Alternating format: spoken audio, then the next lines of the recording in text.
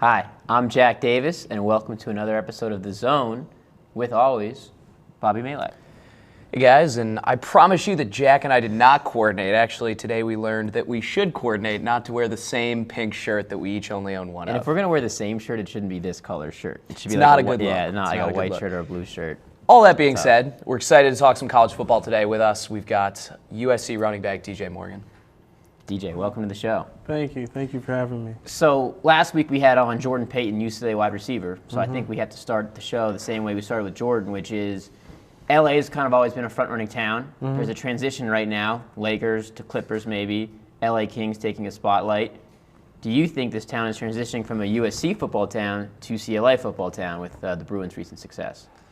I mean, well, I would hope not. You know, I'm a USC Trojan till I die, so I always want this town to remain cardinal and gold painted everywhere. But, you know, the competition has been great versus UCLA the last few years, and they're making moves on us in football. They beat us 2 years in a row, so I mean, we plan on coming back this season and beating them. But, you know, the bigger picture is our network at USC and our businesses, those type of people that we have. I think we're still winning the competition in that. How much are you guys paying attention to what's going on over at UCLA? You know, obviously it's been some great games the last few years. Are you guys judging yourself against them or totally independently? We don't even really focus on it at all, really. Like, nobody brings that up, and like that's not an everyday topic of, oh, we got to beat UCLA this year. It's just we're getting better every day in every way, just taking it day by day, and we'll see what the results have when that day comes when we play them. So that brings up an interesting question. Do you think fans care about rivalries more than the actual players do? That is a good question. You know, I kind of do.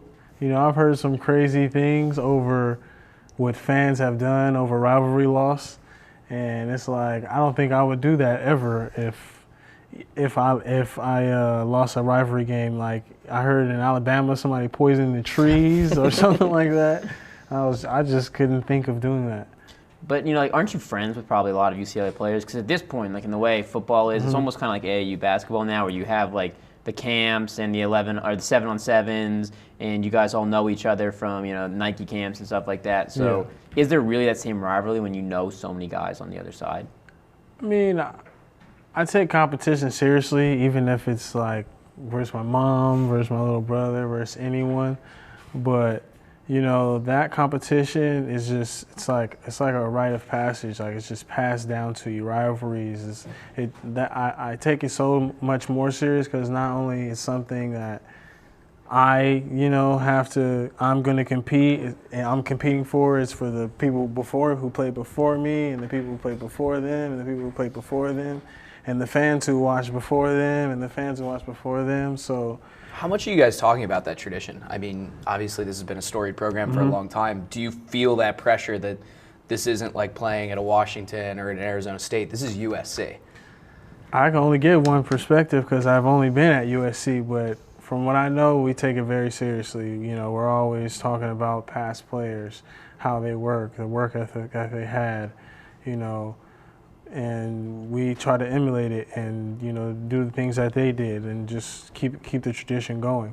So a great, you know, segue from that is to talk about past players. You are going to be a redshirt senior this year. You've been around the program for a while, and you were actually originally recruited by Pete Carroll, correct? Yes, I was. So you talk about past players, the Pete Carroll era, extremely storied time in USC. You were recruited by Carroll, but by the time you signed, Lane Kiffin was coach. Yeah. As a recruit, what's that like? Because, you know, you're committing to the school, you're not committing to the coach, but the coach makes a big impact. So what's that like, you know, going, you know, as you're being recruited, go from one regime to the next? You know, I think it makes a big impact because you don't really know what you're getting yourself into. You know, I was committed to the Trojans since I was, I believe, a sophomore. I had a verbal offer, and I was like, I want to go there. I've been wanting to go there Did forever. you think about anything else, or was it always USA? Everybody knows that I've been wanting to go to USC since I was little. So it was a no-brainer for me. So even when the coaching changed, I didn't know who Lane Kiffin was, and when they told us, I was just like, well, I'm gonna still go here. I don't think USC would hire anybody, wouldn't put the program in bad hands, so to say. So I just went, and I hope for the best. Now, obviously, Lane Kiffin was a really polarizing coach who had some really high ups and some really low downs. What impact does a coach have on a season? How important is it for a team to buy in, and how can that change so quickly? Well, it's very important that the team buys into what the coach says. I like to see a team as like you have the head coach who is the father, and then the team is his children. If you have children who don't listen to their father, a lot of the times they end up doing the wrong things. And when people are pulling in different directions in this family, so to say, is the team, things tend to happen, like losing games we're not supposed to win, and just not finishing out the season as strong as we should have. So how do you get a group that big to buy in? Because I don't think people realize how big college football teams are. Like NFL, 52 players, that's huge. College, you got way more players. You have redshirt. You have people competing because they want to go to the next level. How do you think a coach should get a team to buy in, and how difficult is that to get all these different guys on the same page? I mean, I think the main thing is if you just see your player as your child, I think then you would really.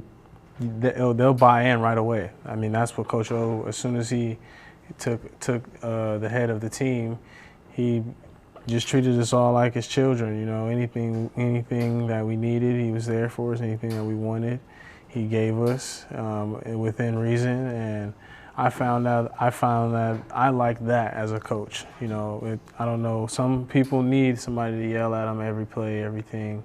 Some players don't. You got a good coach will know how to pick and choose his battles with his players and how to tend to whatever their needs are. And I think that's key into having your team buy in, is just finding out who your players are. In the same vein, like a coach can have a monumental impact not just on the success of a team, but the success and failure of a player.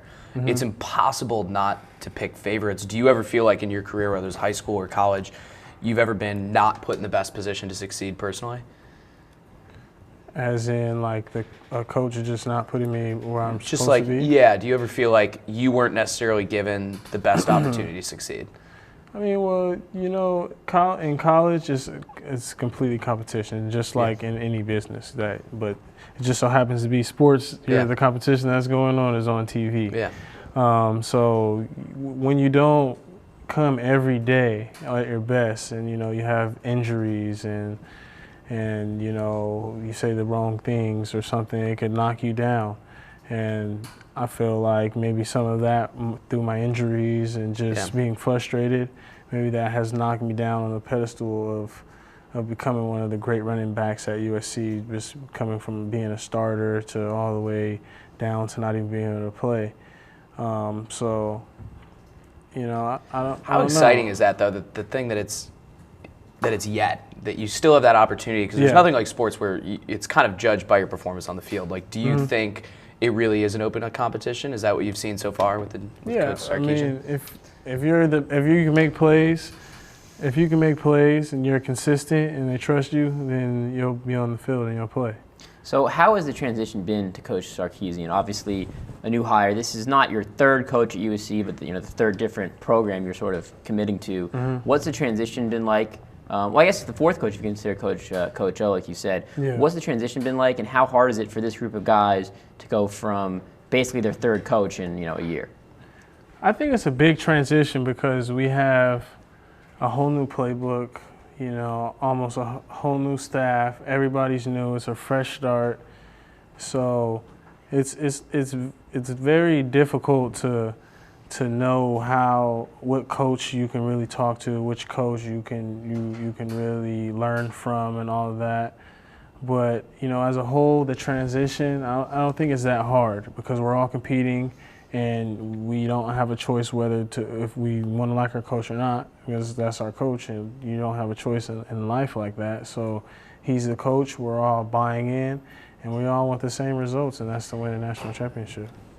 Talk about like a fresh start. A lot of people, at least in the media, have been saying USC is hanging on too much to that Pete Carroll era. Yeah. With the Lane Kiffin hiring, that's hanging on to that Pete Carroll era. With Sarkisian, who was under the same regime and coach right next to Lane Kiffin. Does it feel totally different? Does this feel like a new program, or does it feel like just another continuation of kind of what you guys have been around so far? I mean, I can't even really answer that question. Yeah. I wasn't around for the Pete Carroll era. Yeah. I don't know how things were. You know, I just committed to them from being in high school, seeing what they put on film. But other than that, I don't know anything really about how the program worked. And, you know, I had all my years with Lane Kiffin. Does this feel fresh versus Lane? Does this feel like a different kind of perspective? Yeah, but, you know, it's just almost the same thing, you know. It's the same program. We same routine over and over. We only can do so much within the NCAA rules, so you end up doing the same thing.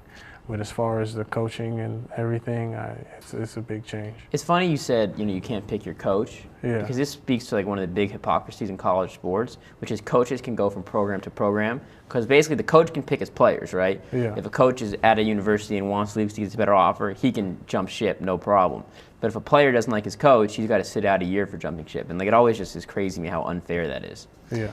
It's a pretty ridiculous system. Talk about Sarkisian for a second again. Do you guys get excited for that type of offense? You know, college football is kind of moving in this, not just spread offense, but this really fast-paced playbook. You know, at Washington, they were running anywhere from 5 to 15 more plays than the average NCAA team. As an offensive player, does that kind of get you guys energized? Like, are you more excited about that?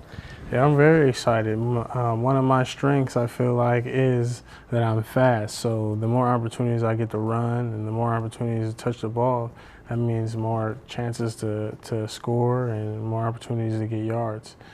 And I think it's smart, you know, why wouldn't you want more plays? So let's transition and talk about your college experience. Obviously, you know, you're about to be a redshirt senior year. You know, you've grown up always wanting to go to USC. Just what type of experience is it being a student athlete? And I don't think people really realize the time that goes into it. Man, being a student athlete is very, very hectic. You know, they say that we live under a microscope, and I feel like it's so true. Everything we do, somebody's going to see it, somebody's posting it. How much are they preparing you guys for that? I mean, like, we talk about this every single week, how Jack and I go out and, you know, we mess up somehow going out on a Friday night. No one cares, notices. No one cares. With you, it's instantly on a blog, on some forum, going viral on Twitter. Yeah. How much is the coaching staff, who's preparing you to deal with that? Well, they talk about it all the time. They make comments and leave like posts in our lockers showing examples of when student athletes mess up. And recently we had one of the guys come in from the NFLPA, and he was showing us examples of what they look for when they're looking to bring players into the league. So they prepare us, they give us we're very well notified that we should not be doing that. But, you know, being young, you tend to make mistakes. That's a part of being young. And, you know, I feel like that it's so serious to the point where it's almost like people are breaking laws just by taking silly pictures or something. Like, I don't think it should be that serious. And this goes back to, I think, fans. I don't want to say fans caring more than players, but fans having a skewed views of how their players should act. Like, I'm sure there's fans who go, oh, Johnny Manziel, he's not taking it seriously enough because he's having fun on the weekend. Like, isn't that what most people do with their jobs? That said, you brought up a great point, though. How much, when we were talking in the green room about this, I brought up Johnny Football and how he went to Vegas for Memorial Day and everyone judged him for this. I'm judging him for it, and yet I was in Vegas for Memorial Day with Jack here. So how much of that, though, which you brought up, is this like responsibility? Like, do you feel like you have to be better because you've been given such a, you know, natural gift from God? Like I said in there, with great power comes great responsibility. So it's like we're given such an opportunity to be in the spotlight and make millions of dollars fast, you know, faster than any other job there is out there.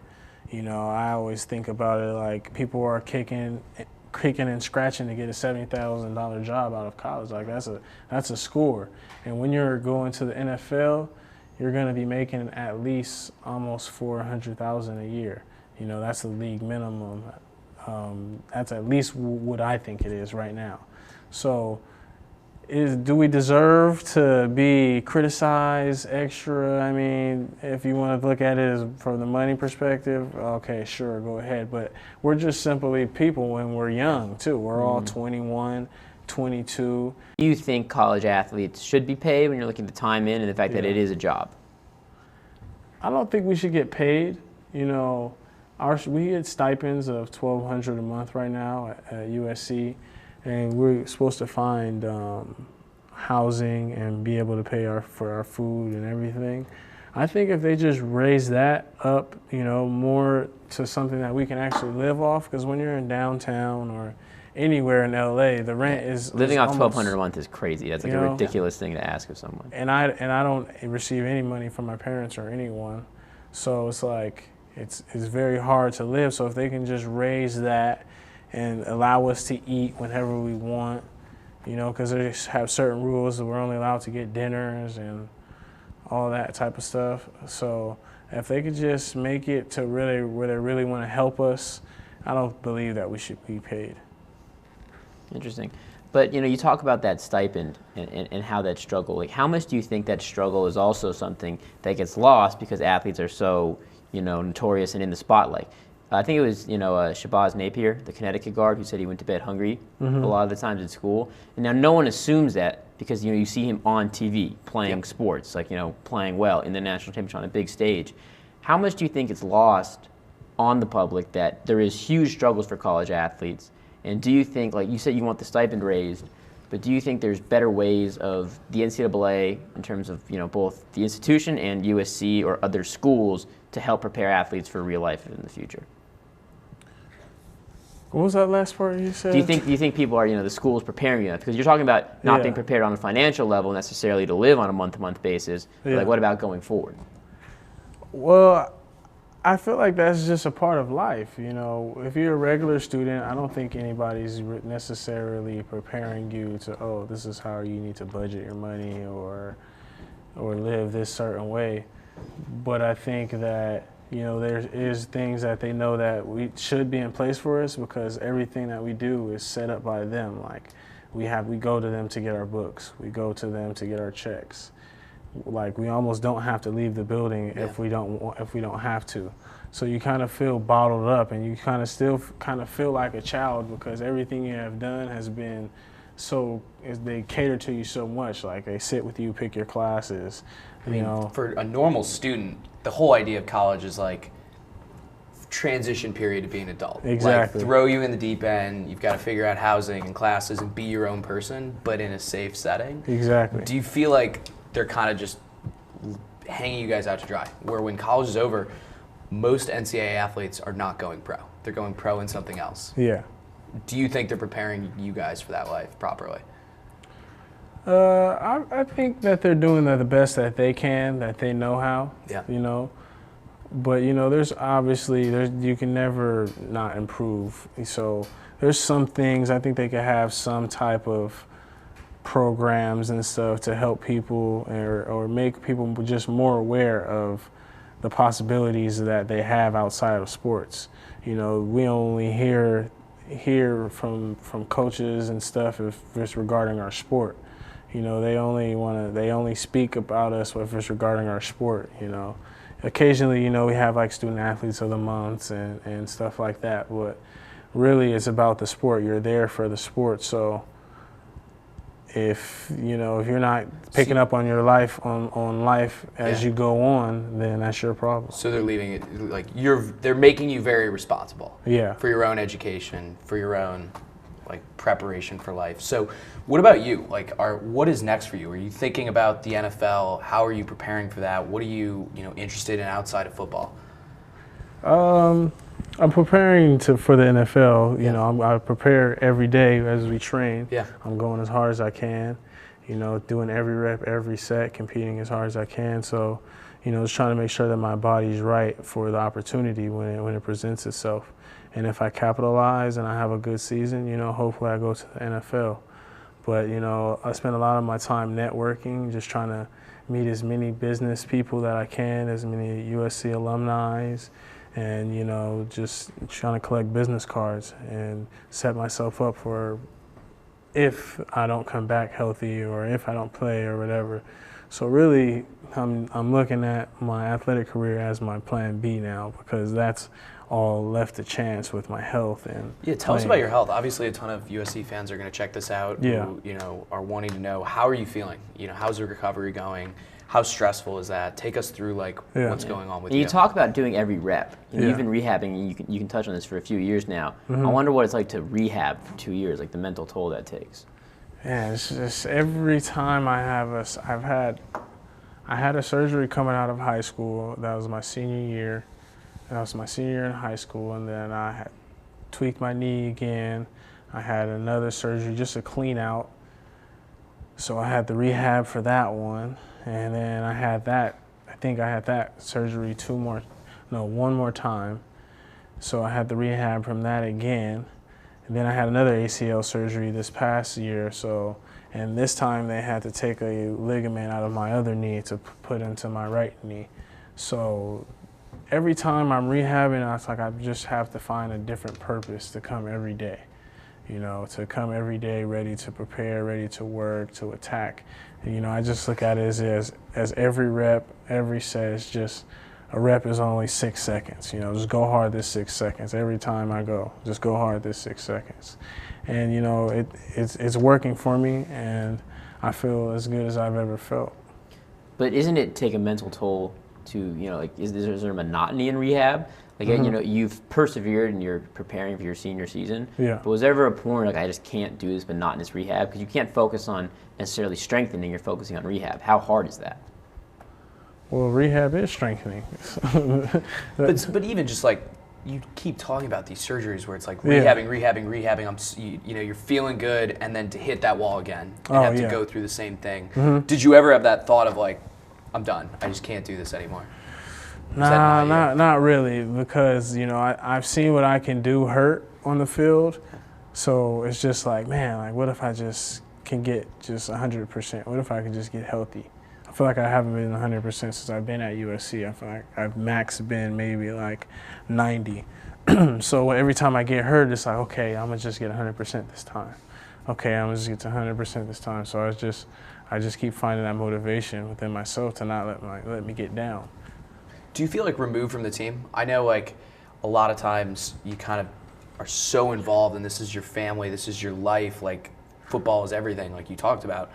When you get hurt, do you feel like you're almost like away from that family? Like, do you feel detached? Yeah, you definitely do. Like, sometime I'll go in the locker room and I would hear the guys laughing about a joke that happened at practice that I didn't catch, or, you know, just stuff that they do on trips. You know, it really sucks. You know, that's like, those are basically all of my friends. Like, when I'm on campus, I'm hanging out with them. Those are my brothers. So when they're gone or they're at practice and I'm just stuck rehabbing by myself or getting extra class time in, you know, you get kind of lonely, because those are like your only friends that you really have on campus. Because that's who you spend most of your time with, from 6 a.m. workouts to getting out of practice at 7, and then I probably have class with one of them after that, and class till 10. So you spend so many days with them, so many hours with them, you begin to miss them, even the coaches. So is it hard to stay necessarily invested? I don't want to say it's hard to stay invested in the result of the game. So obviously this is your school, these are all your friends / brothers out there, you know, you're playing with.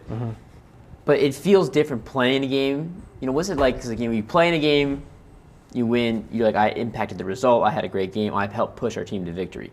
Is it harder to get as invested when you're just sitting on the sideline and you feel like you're not part of the action? No, I mean, I love football so much. Even if I'm not playing, I just like seeing it and played. And I'm at the school that I love, USC. I've been wanting to go there forever. So if I had to not play and be a fan, I'm at the place where I want to be.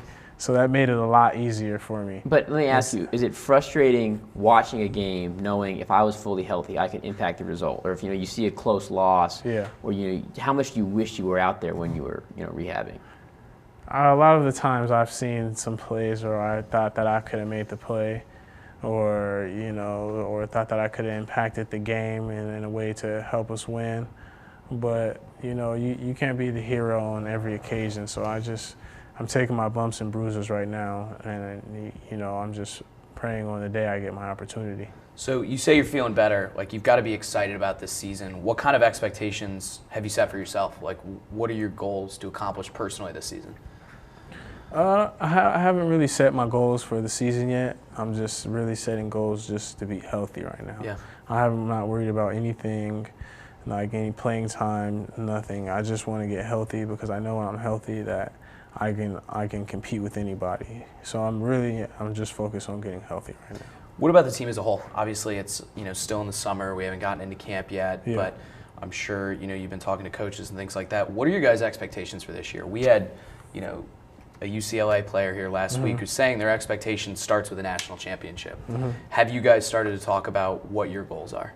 We're just fine-tuning everything right now, just really competing in a lot of one-on-one competition on the team and making sure everybody's healthy and ready to go for the seasons, because when the season starts, you have your goals, and we haven't really just set that, but obviously everybody wants to go for the national championship. But if we take care of little things right now, then we can reach our goals. But would you say a national championship culture exists within the team right now? That USC still holds itself to that idea of, we think we're the best, we want to win the Pac-12, we want to go to the national title, we have the best talent. Oh, definitely. We definitely, every time we're running, today I was running next to Nelson Aguilar in our wind sprints, and he was just naming off the teams. He's like, this sprint's for Washington State, this sprint's for UCLA. Like, he's just naming the teams off. Everybody every day is preparing to just beat everyone, and when you beat everyone, that speaks national championship. So before we let you go, as we wrap up here, is there a specific moment you're really excited for? You're talking about listing off the teams. Obviously, you say you want to get healthy. Is it the opener? Is it UCLA this year? Is it, was there one moment that you think you're looking forward to specifically, and USC fans should look forward to as well? My first carry. I'm looking forward to my first carry in the Coliseum. I want to know how my body's going to feel, how my knee's going to feel. How long has it been since you've played in the game? Almost a year and a half. Wow. Well, DJ, thank you for coming on. Everyone, make sure to follow DJ in his recovery story. Really inspirational that you've battled through all this, and we're excited to watch the Trojans this year. DJ, we wish you the best of luck in your recovery, man. Good luck. Thank you. So that was another episode of The Zone. Thank you so much for tuning in. Please make sure to subscribe to The Lip 2. Follow us on Twitter. And next week, I promise me and Bobby will wear different colored shirts. Probably.